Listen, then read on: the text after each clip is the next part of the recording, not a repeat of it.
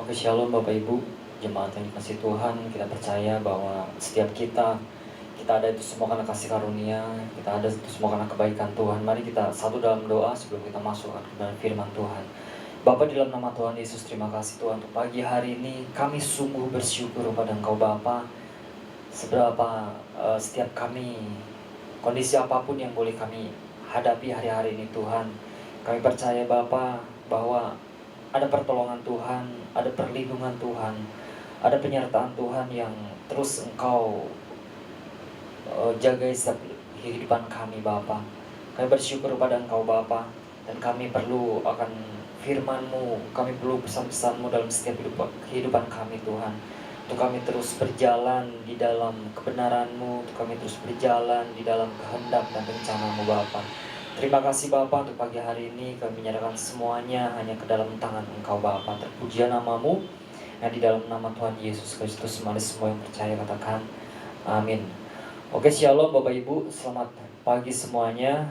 Kita percaya bahwa setiap kita, dimanapun kita berada, apapun yang sedang kita hadapi dan kita alami, kita percaya bahwa kita tidak terlepas dari apa yang namanya perlindungan Tuhan.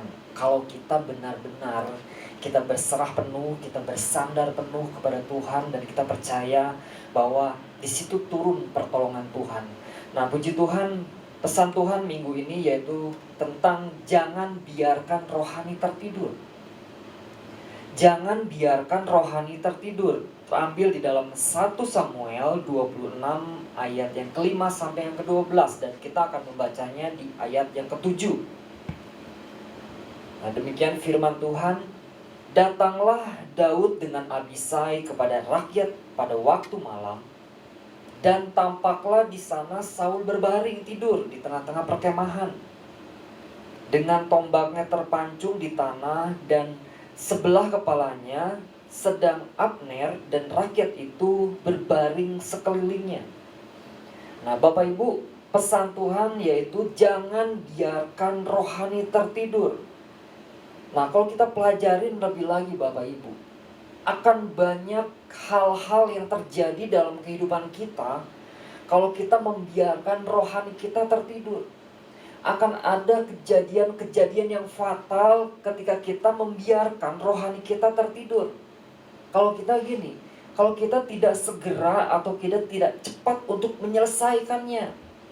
Karena tanpa kita sadari gini, ketiduran rohani itu akan mengakibatkan kematian rohani. Akhirnya gini, kita sudah tidak lagi datang kepada Tuhan. Kita sudah tidak lagi mengenal Tuhan. Kita kenal Tuhan, tetapi kita tidak tahu menau. Kita cuek. Kita nggak mau datang lagi sama Tuhan. Hal yang bahaya, kematian rohani. Nah, kalau kita lihat di dalam 1 Samuel 26, dalam satu perikop ini, yaitu tentang apa? Tentang pengejaran Saul terhadap Daud. Nah, suatu saat Daud ada kesempatan. Daud datang ke perkemahan Saul, dan Daud di sana melihat ada Saul berbaring.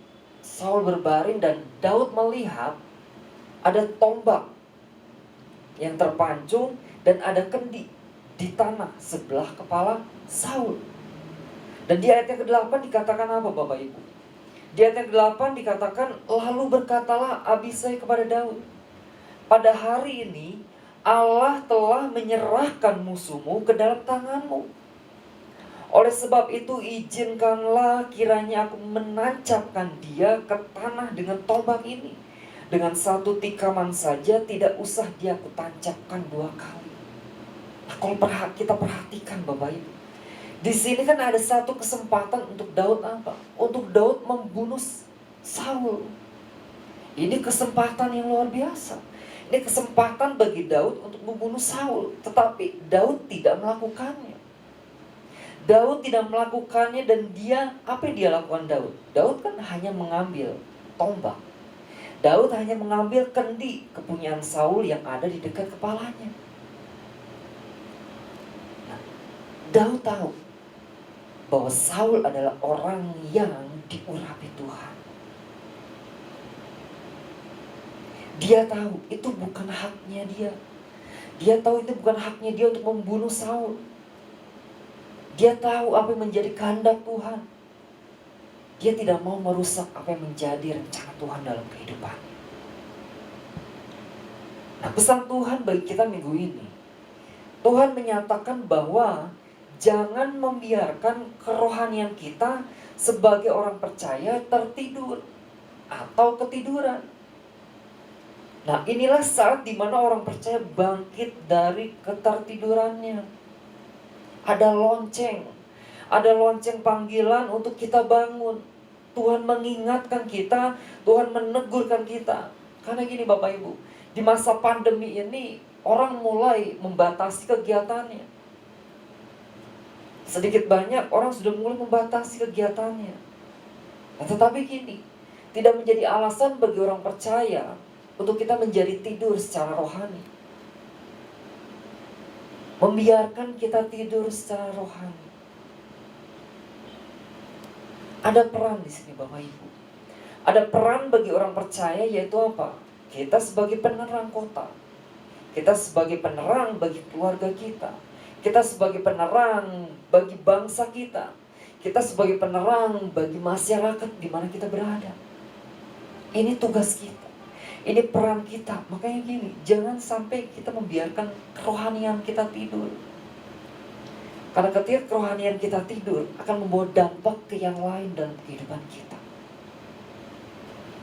Nah, hari-hari ini kalau kita perhatikan di masa pandemi ini, banyak orang-orang yang stres. Banyak orang-orang yang kehilangan pekerjaan. Banyak orang-orang yang bingung karena apa? Kebutuhan keluarga. Orang-orang bingung kenapa? Karena perekonomian. Mungkin karena sakit penyakit. Dan lain sebagainya. Sehingga banyak alasan ini. Orang menjadi egois. Orang menjadi segala sesuatu pokoknya mementingkan diri sendiri. Mementingkan keluarganya. Mementingkan kehidupannya. Sehingga dia lupa ada hal-hal yang Tuhan taruh dalam kehidupan kita, dalam kehidupan orang-orang percaya, untuk kita memperhatikan orang-orang di sekeliling kita.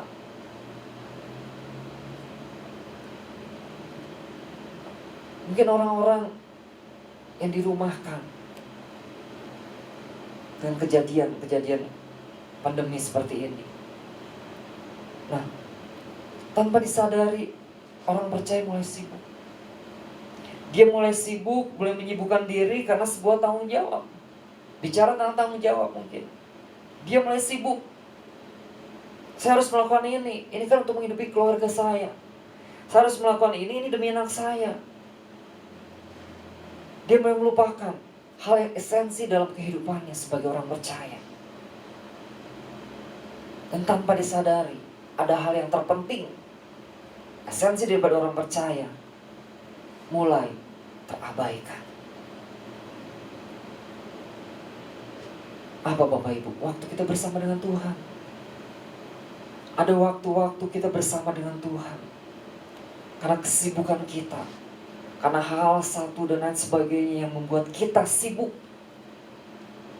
Dengan alasan tanggung jawab keluarga, dengan alasan tanggung jawab pekerjaan dan lain sebagainya, kita lupa bahwa ada waktu-waktu bersama dengan Tuhan yang mulai kita abaikan. Mulai kita tinggal. Secara perlahan-lahan kita mulai tinggalkan. Kita mulai menunda-nunda. Nanti saja deh. Saya datang kepada Tuhan nanti aja deh. Ada tanggung jawab yang Tuhan berikan yang mulai terabaikan. Nah, Bapak Ibu, sebelum masa pandemi, kita beribadah jam 7 pagi. Ya kan? Kita ibadah jam 7 pagi. Tetapi ketika masa pandemi ini ada, kita mulai ibadah jam 9. Dan kita mulai ibadah itu kan online. Kita mulai ibadah online. Nah, kalau saya membuat satu diagram statistik Bapak Ibu, saya mulai perhatikan pengamatan. Saya perhatikan dari dulu, sejak awal online, ibadah online sampai saat ini, saya perhatikan ini, ada penurunan. Sejak mulai April Bapak Ibu, kita mulai ibadah online. Sampai sekarang, saya perhatikan Seberapa banyak orang-orang yang antusias untuk tetap beribadah sesuai dengan apa yang sudah ditetapkan. Ibadah online jam 9. Orang mulai mengabaikan. Nanti aja deh. Ini kan ibadah online. Nanti aja kan bisa ikut siaran tunda. Gampang. Sudah mulai mengabaikan, nanti siang aja. Nanti siang ternyata ada kesibukan yang lain. Nanti malam, akhirnya apa Bapak Ibu? Tidak ikut firman Tuhan. Mulai mengabaikan pujian penyembahan. Tidak ikut lagi akan kebenaran firman Tuhan, mendengarkan firman. Mulai tunda-tunda, akhirnya apa? Kita tinggalkan. Nah, ini menjadi peringatan akan setiap kita Bapak Ibu.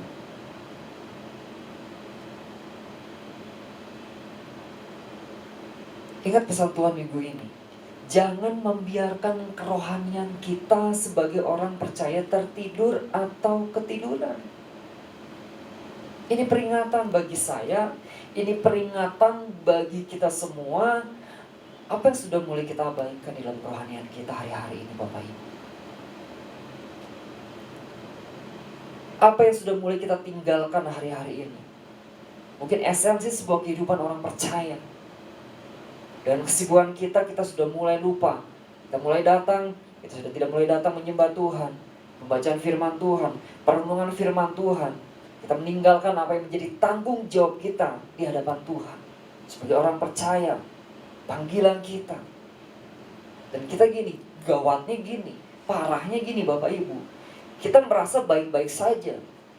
Kita merasa oke-oke saja meskipun kita tidak beribadah.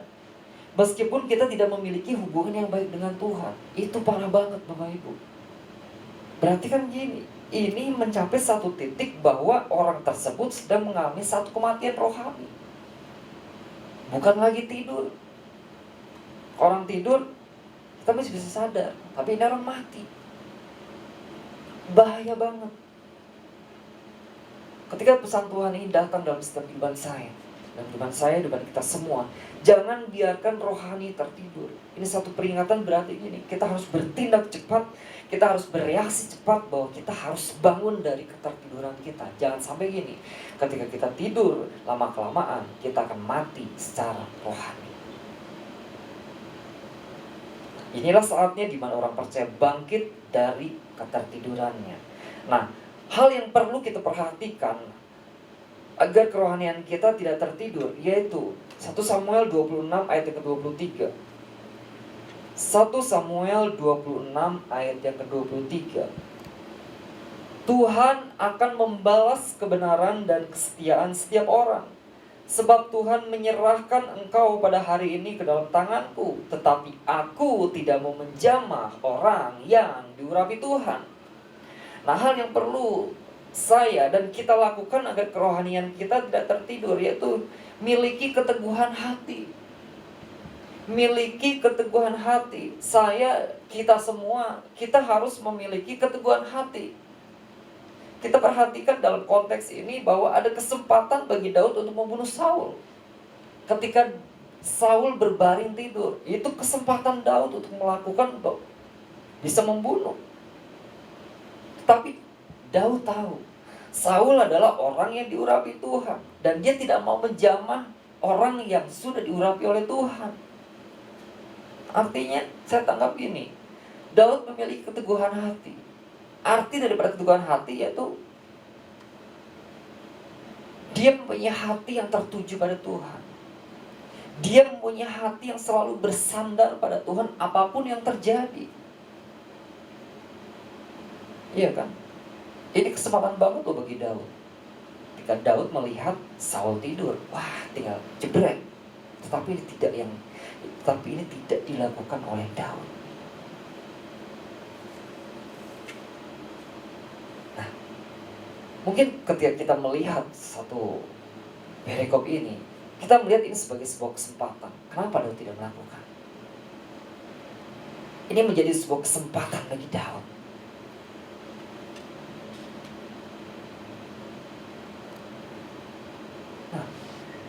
Di masa pandemi ini Bapak Ibu, Kalau kita perhatikan, banyak orang-orang yang sudah mulai beralih profesi.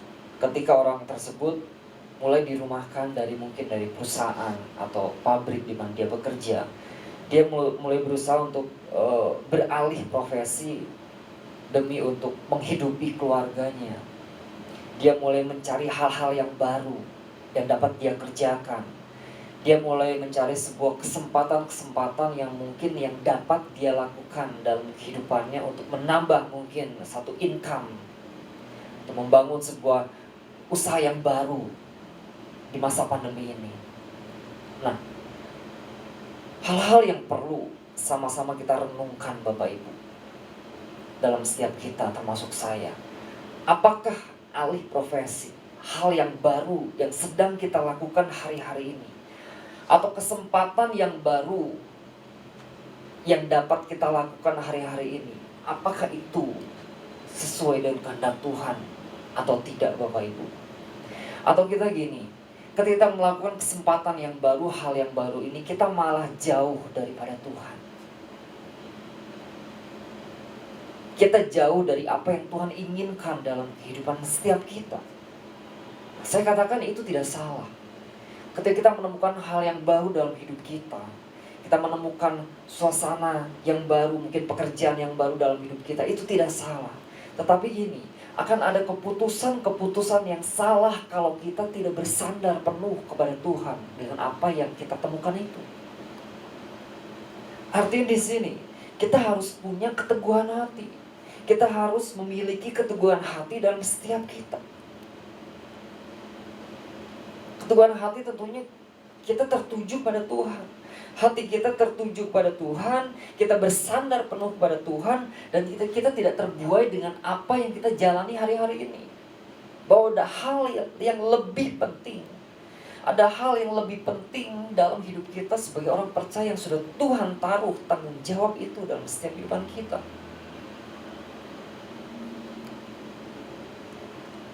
Jangan kita terbuai Bapak Ibu. Jangan kita terbuai dengan satu keadaan yang membuat kita nyaman, kemarin sudah disampaikan. Membuat kita nyaman, ada kesempatan baru yang dunia kasih. Kadang-kadang kita terbuai, aduh enak sekali ya. Kita lupa dengan apa yang menjadi panggilan kita. Kita lupa apa yang menjadi tugas setiap kita sebagai orang percaya. Kita lupa kita membangun hubungan kita dengan Tuhan. Dan akhirnya, tanpa kita sadari, kita terlena dan kita tidur secara rohani Bapak Ibu dengan apa yang sudah kita lakukan hari-hari ini. Kita lupa akan peran kita. Di dalam setiap kehidupan kita, hal apapun yang kita lakukan, hal yang perlu kita lakukan dan saya lakukan adalah gini. Kita harus terus bertanya kepada Tuhan. Kita harus terus membangun hubungan kita dengan Tuhan. Mungkin kita berkata seperti ini, saya tidak tertidur kok. Saya sehat. Saya bugar. Iya betul. Secara rohani kita sehat.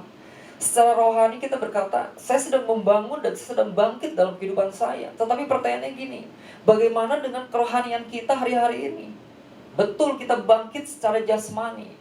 Kita bangkit dalam usaha kita bangkit dalam kesempatan-kesempatan dalam kehidupan kita. Nah, ada satu pertanyaan dalam hidup kita, bagaimana kerohanian kita? Apakah dengan satu kebangkitan dalam jasmani kita, dalam usaha kita, itu disertai dengan kebangkitan rohani juga dalam hidup kita. Sedangkan hal yang utama, rohani harus lebih utama dalam hidup kita.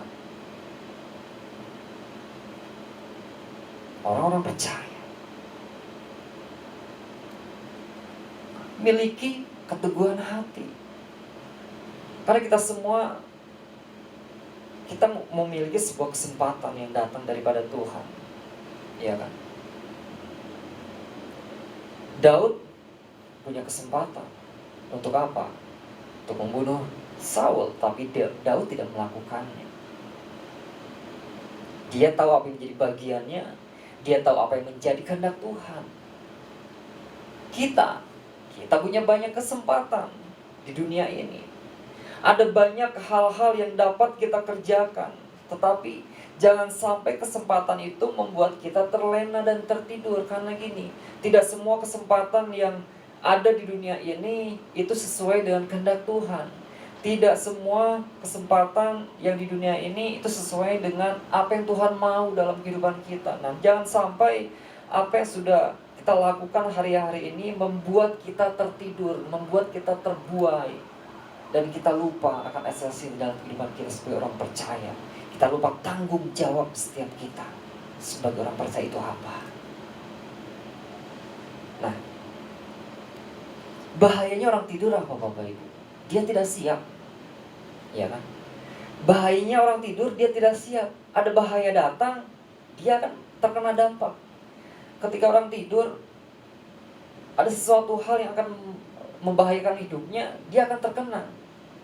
Nah, kalau kita lihat di dalam Matius 14 ayat yang ke-38. Matius 14 ayat yang ke-38, di sana dikatakan apa Bapak Ibu? Matius 14 ayat yang ke-38. Saya harus catat ya. Nah, di sana dikatakan bahwa setiap orang percaya jangan lupa kita berdoa. Kita harus datang kepada Tuhan. Jangan mengabaikan setiap kehidupan kita. Karena ketika kita tidur, kita enak tiduran, ada hal-hal yang membahayakan kehidupan kita. Tuhan sudah sampaikan beberapa minggu yang lalu bahwa kita adalah apa? Prajurit-prajuritnya Tuhan. Arti sebuah prajurit gini, kita harus bersiap-siap. Jangan sampai kita tertidur. Ketika musuh datang, ketika hal-hal yang jahat datang dalam kehidupan kita nggak siap. Nah, mari Bapak Ibu, satu hal yang sangat berharga dalam hidup kita minggu ini yaitu apa? Tentang pesan Tuhan minggu ini, tentang jangan biarkan rohani tertidur. Ini suatu peringatan dalam kehidupan saya. Ini mengingatkan bahwa setiap kita, bahwa kita sebagai orang-orang percaya, ada peran, ada tanggung jawab yang harus kita kerjakan. Ada hal-hal yang harus kita lakukan dalam kehidupan kita. Dan kita adalah seorang prajurit. Seorang prajurit tidak boleh tidur. Seorang prajurit tidak boleh lengah. Artinya bukan tidur secara tidur jasmani. Kita harus siap. Kita harus waspada dalam kehidupan kita. Jangan sampai ini kita jatuh. Karena kita mulai membiarkan tidur dan nyaman secara rohani. Jangan sampai gini kita mati secara rohani Bapak Ibu. Nah, ada satu kesaksian Bapak Ibu. Saya beberapa minggu yang lalu, selama masa pandemi ini, saya mulai membangun satu aktivitas dalam hidup saya supaya saya tidak nganggur, supaya saya tidak diam aja. Karena kalau diam aja itu membuat saya bete. Nah, saya mulai membangun satu sedikit usaha Bapak Ibu. Nah, setelah usaha ini berjalan, saya tanpa saya tidak sadari, saya mulai orang-orang perhatikan saya. Orang perhatikan kehidupan saya selesai menjalani usaha ini, bagaimana kehidupan saya selanjutnya. Ada sesuatu yang mulai terabaikan. Ada sesuatu hal yang mulai terlupakan. Sehingga suatu saat ada orang yang menegur saya. Dan dia berkata, perhatikan kembali apa yang menjadi tanggung jawabmu. Perhatikan kembali apa yang menjadi prioritas dalam hidupmu. Nah, ketika saya mendapatkan hal seperti ini, saya kembali. Ketika saya mendengar pesan ini dan saya pelajari, jangan-jangan pada saat itu saya sedang tertidur. Saya sedang terbuai, saya sedang terlena dengan apa yang sedang saya jalani. Usaha yang sedang saya jalani. Ternyata di atas itu ada hal-hal yang lebih penting, prioritas dalam hidup saya seperti apa. Nah, ketika saya mendapat teguran itu, saya segera merespon. Saya segera merespon bahwa saya harus kembali lagi kepada prioritas hidup saya seperti apa. Saya harus kembali lagi apa yang menjadi panggilan saya. Dan hal itu, usaha itu harus saya sampingkan. Bukan hal yang utama. Hal yang utama adalah saya melayani Tuhan. Yang kesampingkan, yang hal sampingnya itu mungkin usaha. Nah, ini menjadi teguran ketika saya mendapatkan pesan Tuhan minggu ini. Wah, ini teguran bagi saya, ini peneguhan bagi saya bahwa saya harus kembali lagi. Jangan sampai saya tertidur. Saya harus bangkit. Saya harus tahu prioritas kehidupan saya seperti apa. Saya tidak mau gini dengan hal-hal yang baru yang saya lakukan. Saya nggak mau saya tidur, nah akhirnya saya mati secara rohani dan saya meninggalkan Tuhan. Nah, mari Bapak Ibu, melalui pesan Tuhan minggu ini, jangan biarkan rohani tertidur. Mari kita cross check dalam kehidupan kita. Kita semua. Apa hal-hal yang mulai kita tinggalkan? Apa hal-hal yang mulai kita lupakan? Apa hal-hal yang mulai kita abaikan dalam hidup kita tentang satu prioritas dalam kehidupan kita? Panggilan kita. Sehingga kita mulai apa? Dengan hal-hal yang baru, kita mulai lupa, kita mulai terabaikan, kita mulai tidur, kita mulai nyaman, kita mulai enak. Sedangkan ada hal yang terpenting, peran yang terpenting bagi orang percaya, menjadi berkat bagi banyak orang. Nah, mari Bapak Ibu, kita semua, kita perlu kekuatan yang daripada Tuhan. Kita perlu datang kepada Tuhan. Kita perlu Roh Kudus itu memenuhi setiap kehidupan kita semua. Mari kita satu dalam doa. Bapak, dalam nama Tuhan Yesus, kami bersyukur untuk pagi hari ini Tuhan, untuk setiap pesan-Mu hari minggu demi minggu yang itu boleh menguatkan setiap kehidupan kami semua Bapak.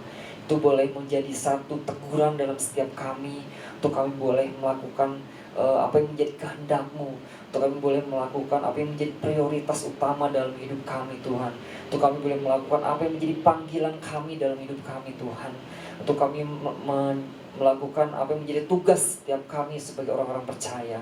Mari Tuhan, kami butuh Engkau, kami butuh kekuatan yang daripada Engkau Tuhan. Kau penuhi setiap kehidupan kami dan kuat kuasa Roh Kudus-Mu memenuhi setiap hidup kami Tuhan. Kau pimpin setiap langkah hidup kami melalui apa yang menjadi pesan-Mu dalam setiap pribadi kami Tuhan, dan visi gereja ini Tuhan. Terima kasih Bapa, terima kasih Tuhan, kami percaya Tuhan bahwa pengurapan-Mu turun atas setiap kami semua Tuhan. Dan kami percaya bahwa setiap hari-hari ini kami menyerahkan seluruh kehidupan kami dalam tangan Engkau Bapa. Baik, kami menyerahkan juga gembala kami, keluarga kami, orang-orang yang kami kasih, kami menyerahkan semua ke dalam tangan Engkau Bapa. Kami perlu perlindungan yang daripada Engkau Bapa. Kami perlu hikmat yang daripada Engkau Bapa. Terima kasih Tuhan, segala pujian, segala hormat yang daripada Engkau Tuhan. Terpuji nama-Mu yang di dalam nama Tuhan Yesus Kristus. Haleluya. Amin.